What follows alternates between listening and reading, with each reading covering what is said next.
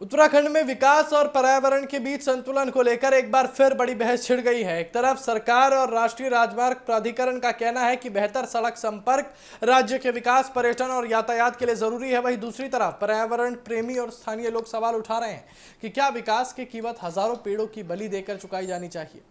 देहरादून से ऋषिकेश के बीच भानियावाला ऋषिकेश सड़क चौड़ीकरण परियोजना को लेकर पिछले कई दिनों से विरोध प्रदर्शन जारी था और इस परियोजना के तहत करीब 19 किलोमीटर लंबे मार्ग को 4 और 6 लेन में विकसित करने की योजना है और उसके लिए 4,369 पेड़ों की कटाई प्रस्तावित की गई थी। और इसी फैसले के खिलाफ स्थानीय लोगों और सामाजिक संगठनों ने लगातार विरोध प्रदर्शन किया। कई प्रदर्शनकारियों ने पेड़ों से चिपककर कटान रोकने की कोशिश भी की, जिससे उत्तराखंड के ऐतिहासिक चिपको आंदोलन की यादें भी ताज़ा हो गई। बढ़ते विरोध और जन भावनाओं को देखते हुए मुख्यमंत्री पुष्कर सिंह धामी ने बड़ा फैसला लिया है।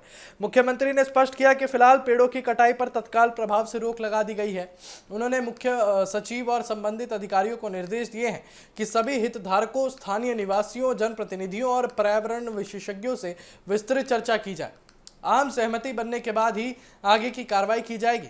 मुख्यमंत्री ने कहा कि ये परियोजना राष्ट्रीय राजमार्ग प्राधिकरण यानी कि NHAI की महत्वपूर्ण आधारभूत संरचना परियोजना है और इसे न्यायालय के निर्देशों के साथ भी सभी वैधानिक और पर्यावरणीय स्वीकृतियों के अनुरूप आगे बढ़ाया जा रहा था। और साथ ही उन्होंने ये भी कहा कि सरकार विकास के साथ साथ पर्यावरण संरक्षण और जन भावनाओं को भी समान महत्व देती है। NHAI का दावा है कि परियोजना के तहत क्षतिपूरक वनीकरण के लिए लगभग 1.97 करोड़ रुपए जमा कराए गए हैं और नए जंगल विकसित करने के लिए 40 हेक्टेयर गैर वन भूमि वन विभाग को हस्तांतरित की गई है।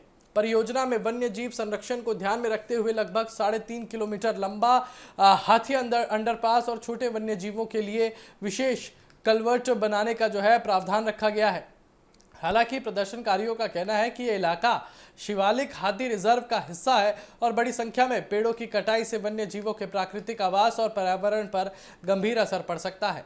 विरोध के दौरान कुछ प्रदर्शनकारियों के खिलाफ पुलिस कार्रवाई और FIR भी दर्ज की गई, जिससे ये मुद्दा और भी अधिक चर्चा में आ गया है।